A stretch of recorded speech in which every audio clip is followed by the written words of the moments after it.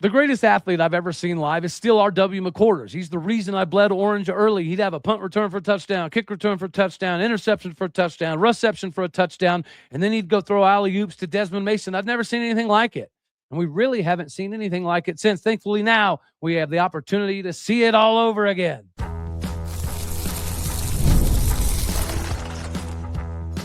You are Locked On Oklahoma State, your daily podcast on the Oklahoma State Cowboys, part of the Locked On Podcast Network, your team every day. How are we feeling, Big 12 country? Shout out to the regulators. Welcome back to Locked On Oklahoma State, your top stop for all things Cowboy and Cowgirl related. My name is Cody Stovall. I want to thank you kindly for stopping by to make this your first listen. We're available on all of your podcasting platforms, visually as well on YouTube. Find me personally on X at All Day State. Today, we're partially brought to you by 5 Hour Energy. You can have your cake and drink it too. Birthday cake flavor is back. No fork needed. The Vanilla E Cake E flavor, caffeinated kick with no sugar, makes it party time. Make sure that you order now at 5hourenergy.com or head on over to Amazon. We get to jump right into this football conversation and the recruiting variety that could find itself in multiple sports because Greydon Howell is that good. R.W. McQuarters was that guy for me. I remember growing up, seeing him have all these different receptions for touchdowns, interceptions, returns, and then go to Gallagher-Iba Arena. And he would throw alley-oops to Desmond Mason, who's one of my favorite, if not still my favorite basketball player to ever put a jersey on in Gallagher-Iba. R.W. McQuarters was that guy. He's the reason I still put number 17 on everything. He's the reason I wore 17 in every sport I physically possibly could, all the way up to college. R.W. was that dude for me. And realistically, we haven't seen a lot of that since. Yes, we did have Nolan McClain, who at one point in time was a fourth-string quarterback at Oklahoma State, before he decided to focus solely on baseball. But Greydon Howell is that dude that can do a multitude of things at the Power 4 Division I offers, with offers in a multitude of sports at the Division I level. Heck, he's got offers at 4 different positions just in football alone. Essentially, this is an Army Swiss knife that can come in and do a multitude of things in a multitude of sports. Let's jump into some of the statistics. I know words are still hard for me. He has over 4,800 yards passing, 4,811 to be exact. He also chipped in another 2,566 rushing yards. He has 43 passing TDs, 39 rushing TDs, and he can do a multitude of things, much like R.W. McQuarters. He has 1,400-yard games just rushing. He also has some receiving yards, some interceptions, tackles, forced fumbles, fumble recoveries, while running a 4.40. He's a state champion in the 400-meter out of Broken Bow, Oklahoma. He's the state runner-up in the 200-meter with a 21.8 time.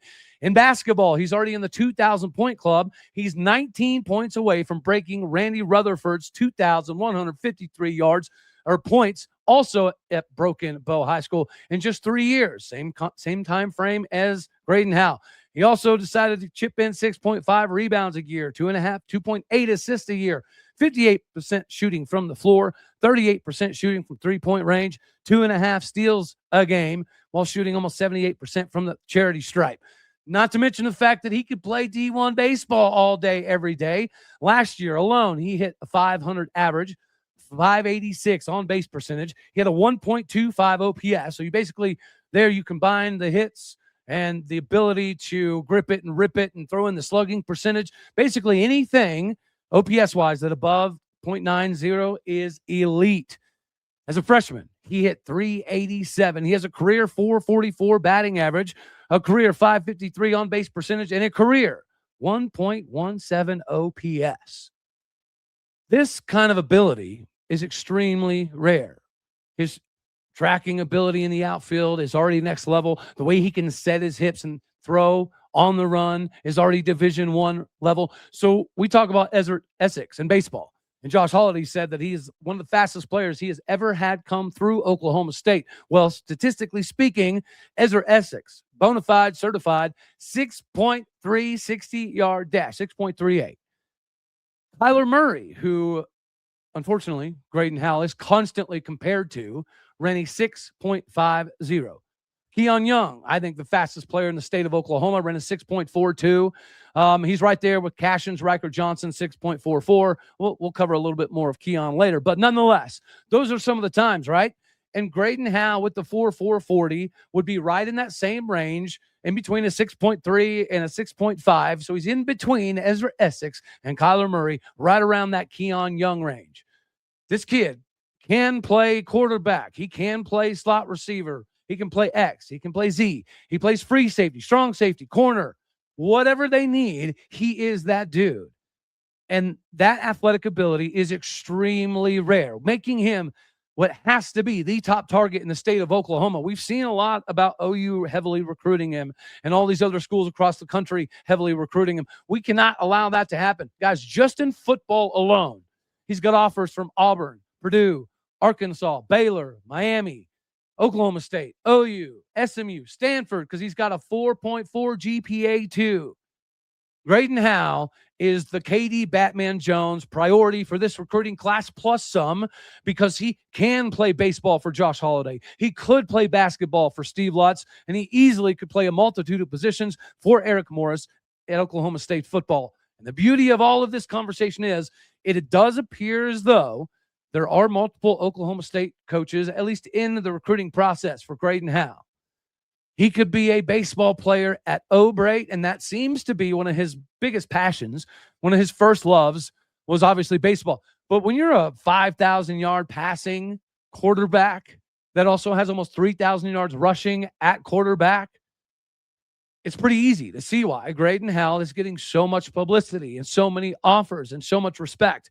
If he dedicated full time to baseball, he would probably be the number 1 or 2 ranked player in the state of Oklahoma. Same could be said about basketball. How do you pass? He's going to pass Randy Rutherford's record tomorrow night. He only has to get 19 points. He dropped 43 points the other day. So getting 19 probably shouldn't be a major issue.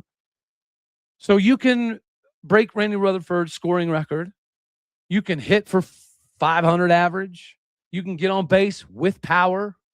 You're an A-plus outfielder with almost Ezra Essex level speed, better than Kyler Murray level speed, and you keep getting compared to Kyler Murray. What a beautiful addition to Oklahoma State this kid could be in a multitude of areas, in a multitude of sports. This needs to be the most rare in-state recruiting pitch that we could physically possibly put on. I'm talking Josh Holiday, Eric Morris, Steve Lutz, or at least 2 of those 3 are needing to be in Broken Bow in these traveling tournaments to not only get eyes on, but to show Greydon Howell he's the dude in the state of Oklahoma. He is this year's full court press, red carpet, KD Batman Jones. We got to have it because legitimately this kid could play 3 sports in college if he wanted to. Let's say he's currently leaning football, baseball. That's great. If something took place, like the disastrous Parsifala situation, let's just say that we were in that scenario this year and Greydon Howell was on campus. And let's say that God forbid another guard gets injured. We could then reach out to Greydon Howell and be like, hey, man, we know you're in shape because you're playing 2 sports already at Oklahoma State. We don't need you for the whole season. We just need you for this little last 3 games and getting into the Big 8 tournament and see what happens kind of run.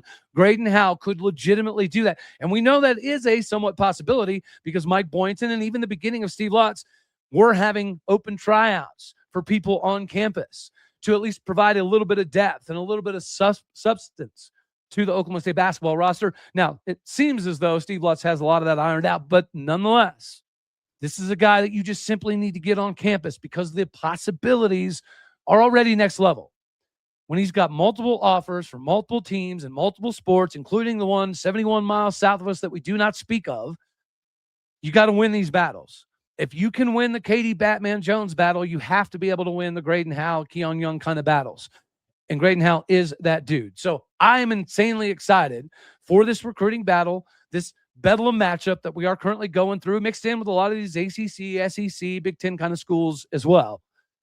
But he's an Oklahoma kid that seemingly is a perfect fit for what Eric Morris and company is trying to do.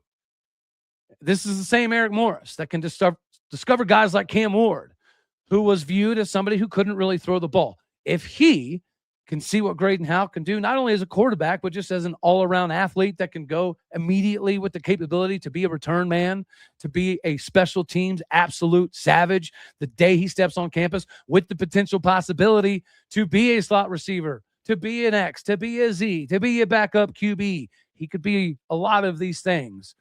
We just got to get him on campus and keep him here so that way we can see it all come to fruition. I'm Kalia Butler, host of Locked On Women's Basketball, and this is Mazda's Women's Basketball Snapshot, celebrating the work no highlight reel can ever capture. South Carolina rolled past Ole Miss 85-48 to clinch a share of the SEC regular season title and lock down the number 1 seed in the conference tournament. The Gamecocks extended their win streak over Ole Miss to 21 straight. UCLA dominated Wisconsin 80-60 to secure its first outright Big Ten regular season championship in program history. The Bruins improved to 27-1 overall and remain unbeaten in conference play. And number 12 TCU stormed back from a 13-point fourth quarter deficit to beat Iowa State 80-73. The Horned Frogs now sit alone atop the Big 12 standings and are 1 win away from clinching another regular season conference crown. These moments are earned off the clock, those long before the lights ever come on. The sweat, the fakes, the doubt, the scrapes, and coming back for more every time. Mazda puts that same drive into every detail. Wins define the moment, putting in the work, that defines you. There's more to a Mazda because there's more to you. Shout out to Kalia for this assist. Right over to FanDuel. That's right, ladies and gentlemen, FanDuel. You already know it's the bee's knees for all of your betting needs. But this NBA season can be a little bit more special, a little bit more spectacular for you if you're ready to get rock and rolling today with FanDuel. You already know that whenever you get into this bonus category, it puts you in a position to do something extremely rare, to potentially see Cade Cunningham go up against Shai Gilgeous-Alexander. That's a potential possibility for all of us. Here's how it works. You're going to use your profit boost on any NBA future, and you'll automatically be entered for a shot to win an NBA Finals trip for 2. The flights, the tickets, the whole experience, ready to rock and roll for you. If you are already looking at the board and thinking about which team can make a huge run, this is that time to lock it in. You're going to love the futures this time of year, right? Whether you're picking the team to win it all, grab a conference title, this adds that extra layer of excitement because of your investment level. Make sure that you visit FanDuel.com today to get started. Use your profit boost on any NBA future and get entered for a chance to win a trip to the NBA Finals. Go play your game today with FanDuel, the official sports betting partner of the NBA. Cowgirl softball has a massive test to kick off this Oklahoma State/Tulsa Invitational Tournament. There's a lot of games on deck, and there's a multitude of teams that we get to see, but the first is the Nebraska Lady Cornhuskers coming in at number 4 in the country. And if you watched that previous Clearwater tournament, they were the ones making the most amount of noise. Out of every team there, teams that have competed in Oklahoma City in the World Series, teams that have competed for national titles, they struggled mightily with Nebraska. So the Cowgirls have a huge opportunity to send a statement here, and they're climbing up into the polls still, top 25. Number 16 in Softball America for the Cowgirls, number 13 in D1 softball, and then number 15 as well if you look at the different rankings. So Oklahoma State is still in contention. They're still able to do some things, as we saw. I mean, heck, wins over UCLA, Georgia. Those are always going to be difficult propositions. They're always going to be difficult, things to navigate. And the Cowgirls still found a way to bounce back and get that Georgia dub, get that LSU dub, get that Texas A&M dub. And then, Duke proved to be pretty good. Nebraska answers all of the questions early on. And that's extremely, crazy for us to even say that the Cowgirls have any difficulties or anything to that effect. But we all remember Jordy Ball at OU transferred up to Nebraska. New last name this year, Jordy Fram. She's widely considered the best player in the country. If she's not number 1, she's number 2. She's currently number 2 in Softball America's rankings. She was the NFCA Player of the Year. She set program records for home runs with 23 while batting a .462. Slugging percentage was 988. They also have Ava Kuzak, a senior shortstop. She's a preseason All-American. She's ranked the number 5 overall shortstop in the country. She holds the 7th highest career batting average in Nebraska history at .412. They've got Hannah Camendez, a very good left-handed pitcher and outfielder. She's ranked number 90 in the Softball America top 100 players listed in consideration as one of the top two-way players in America. They also have Alexis Jensen, standout freshman, who's already earned co-freshman of the week honors in February 2026 after securing wins over top-ranked opponents, Texas Tech and LSU. This is going to be a difficult proposition for the Cowgirls to get this thing done, but we definitely show that we have some teeth. We have the ability to take out some of the best in the business. And Nebraska is certainly in that category. They're in that classification. So Kenny Gajewski, as he had said, this is going to take a little bit of forming, a little bit of molding.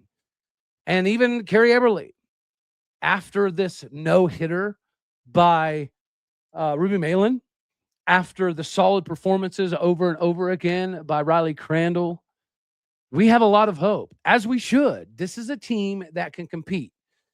And whenever you have the number 4 team in the country coming to your house, there's not a better opportunity. And thankfully, I think this is one of those opportunities that we can prove that we're not only good enough to make a late run, this is a team that's good enough to win the Big 12. And there's going to be a lot of speculation whenever you see, got teams like Texas Tech and Arizona. But I think that there's some vulnerability here. And this is not, a league where Texas Tech's just going to absolutely run away with everything. At least I don't believe so. So, yeah, let's prove that iron sharpens iron. The Cowgirls currently have Claire Tim. She's number 4 in the Big 12 and batting average at .485. She needs to get rocking and rolling. She needs to get hot. Claire Tim's also number 2 in the Big 12 and on-base percentage at .558. The Cowgirls also have Claire Tim and on the OPS. She is, let's check this out, 1.3. Goodness gracious. Atta girl, Claire Tim. Keep on rocking and rolling. We also have Amanda Hassler, number 2 in the Big 12 with RBIs. She's got 23 runs driven in already this year. Obviously, early on into the season, she's a proven commodity. Claire Tim, number 3 in the Big 12 in triples. We also got to keep rocking and rolling with more Cowgirls that represent the Big 12 in a multitude of ways. And how about Carly Godwin? She's doing a phenomenal job just simply getting on base in any way. And we already know that she's difficult to pitch to. So a lot of teams try to get cute when pitching to her, which is why she's already drawn 6. Or she's 6th in the Big 12 with 3 hit by pitches. JL Austin, she might be leading the Big 12 in strikeouts, but she's also got a ton of pop. And she's a future star. It's kind of like when we had Talon Edwards early. That seems to be the same kind of ability that JL Austin is showing very, very early on. So if she is going to have a couple struggles here and there as a true freshman, we're 100% okay with it. What a huge moment for Kenny Gajewski. And that's not it, right? So this is a multi-game set, as we were talking about. After we have this test against Nebraska, which is absolutely going to be a difficult one, game 2 is against SEMO. And if you followed college baseball this previous season, SEMO was very, very good, which means they have the capability of being good at softball, or at least problematic in softball as well. Game 3 will also be against SEMO, Southeast Missouri State. Game 4, we get Nebraska once again, followed by a Game 5 against South Dakota State. And then we get to wrap it all up with Nebraska. We get 3 opportunities at the number 4 ranked team in America after having wins over number 7, number 8, number 9, while having a loss to number 18, number 16. So it's been primarily up, but a little bit of down. And then we went to that River State Classic tournament or whatever in Texas and did precisely what we were supposed to do. We dominated everybody. We run ruled all over the place and got ourselves back to Stillwater to prepare for this matchup against what is likely to be the Big Ten champ and the Nebraska Lady Cornhuskers. I absolutely love it. We'll be able to check into ESPN Plus and watch that thing go. And make sure that you go check out the Everydayer Club, aka my regulators out here. If you want the show ad-free with some other perks and different capabilities to get a hold of me, get with Locked On Oklahoma State.supercast.com. Check out the description in the show notes below. Additionally, it is game time tickets for all of your needs. The biggest stretch of college basketball season is almost here. The buzzer beaters, the bracket busters, all the unforgettable Cinderella kind of moments that we're going to be talking about 24/7. Being there live for something like that, that's bucket list kind of stuff. The hard part is typically getting the tickets, though. The long queues, prices jumping around, surprise fees at checkout. The GameTime app gives the fans the advantage. With constant innovations, it's how you unlock amazing tickets and experience with just a few simple taps. It's incredibly simple to use. The GameTime guarantee means 100% legitimate tickets delivered on time at the best price. And the best part is the fees are included in the price that you see. So what you see is what you pay. The seat view feature is an absolute game changer, getting that panoramic 360-degree view before you even get there to sit down. Zone deals let you pick the section and save even more while GameTime selects the seats for you. You're going to love being able to throw everything around to follow all the best teams that you want to see in the app. Get alerts with the new deals that are dropping. No stress, no guesswork, just a smooth experience from start to finish. It's exactly what you want during the busiest part of the season. Take the guesswork out of you buying college basketball tickets with GameTime. Download the GameTime app, create an account, and use the code LOCKEDON for $20 off your first purchase. Terms apply. But again, create that account, redeem that code LOCKED ON, all one word, LOCKEDON, for $20 off. Make sure you go download the GameTime app today to get the tickets that you need every day. We got to get filled up with 5-hour energy. Of course, this is a flavor draft. We have 18 different flavors to choose from, including new options like confetti craze, fruity rainbow, cotton candy. There is something for everyone. The board is set. The flavors are ready. And I've got my number one draft pick already set up for this 5-hour energy flavor draft. You just pick your top flavors. So it's that simple. And with the exorbitant number that they have, I understand that it could be difficult to narrow down which one is the best, but that's why you got to give it a go. I personally go straight for the strawberry watermelon. Got a little sweet, got a little tart, candy-like kind of flavor. It's the ultimate flavor duo. Right? Some flavors were just made to go together. Adding strawberry and watermelon to the list of delicious pairings is precisely why they're going up to number one on my draft board. But make sure that you go check out who is your number one. Who's going to be the deal sealer of the day for you? Download the capability here to get yourself squared away with 5-hour energy. Do it today. Have your draft of all the best flavors, narrow it down so you can experience what you need out of 5-hour energy. All right, last but not least, the Dominance Awards have come out for collegiate wrestling. And there has been a little bit of a kerfuffle here and there online and social media. And if you remember, we just did a show with Zach Sako talking about how Oklahoma State is going to hoist a national title in wrestling in 2028. But there was some pushback on that, and there's some people saying that the Cowboys have a legitimate opportunity to compete for a natty this year. And I even said, I just think our lack of bonus points at certain weights and too many weights overall would be the limiting factor in why the Oklahoma State Cowboys may not be able to firmly compete for an actual natty this season.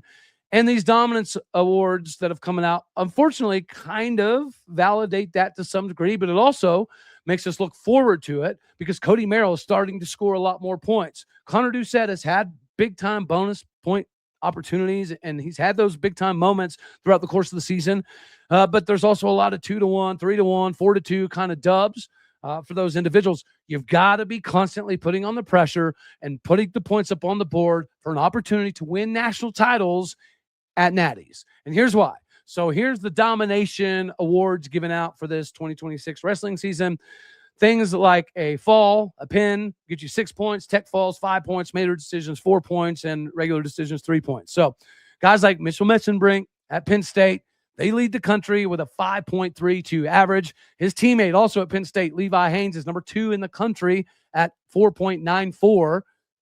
And as you continue to go down, unfortunately, it is a ton of Penn State dudes, which is to be expected. We get that. But when you look at it, so Division I fall leaders, the dudes getting the most pins, scoring the most points, essentially, with those dominating performances, have a lot of Penn State guys. The Bar is in there.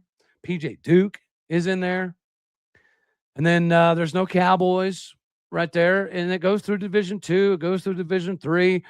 Here it goes. Division I Tech fall leaders. Number 1 is actually a younger Bastida out of Iowa State. So that's going to be pretty interesting when we get to the Big 12s.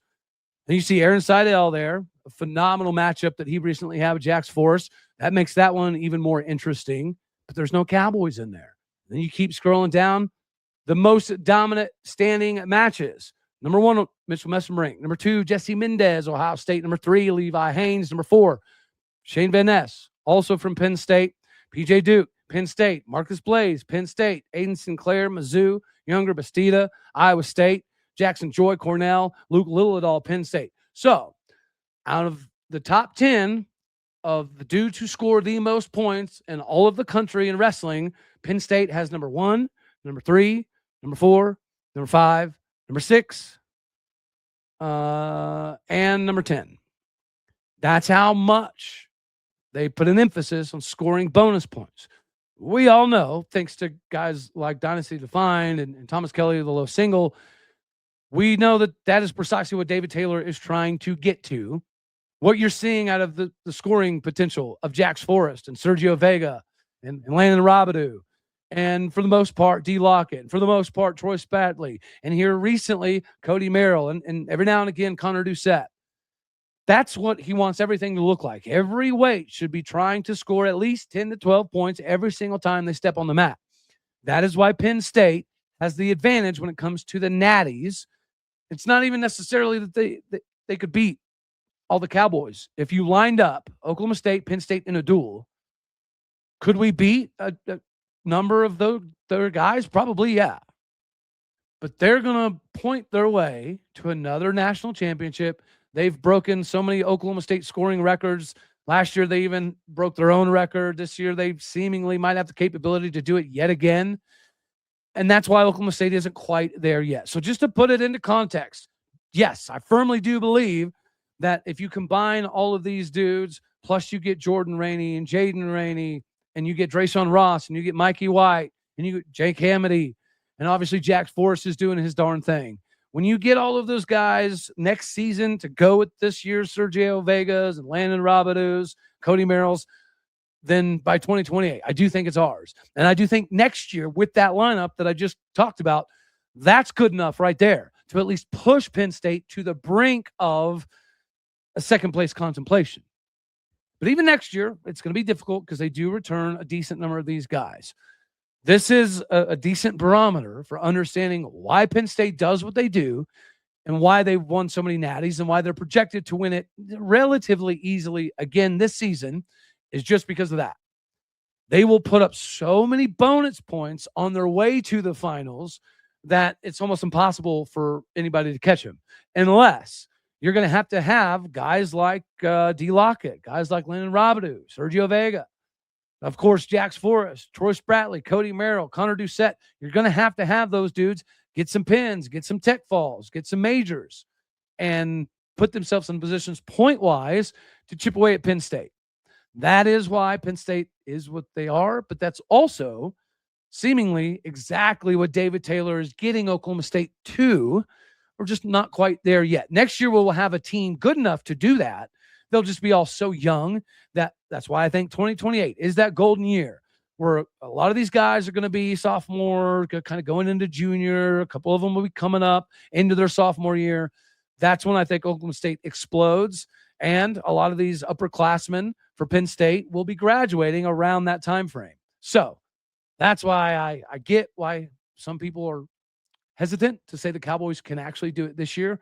That's also why I think that by 2028, in 2028, this thing is ours. Anywho, that's all we're going to have for this one right here. As always, you know I love you. God bless. Go Pokes. Thank you for tuning in to make this your first listen here in Locked On Oklahoma State. You could be anywhere. So happy you choose to be here. Do me a favor, hit the like button if you liked it. Dislike if you didn't. That's okay too. More importantly, share, comment, and subscribe. My podcast and people out there, you're everything that makes this work. I appreciate what you do. Go do what you do. Hit the stars. Leave some reviews. Alrighty, y'all. Later, taters.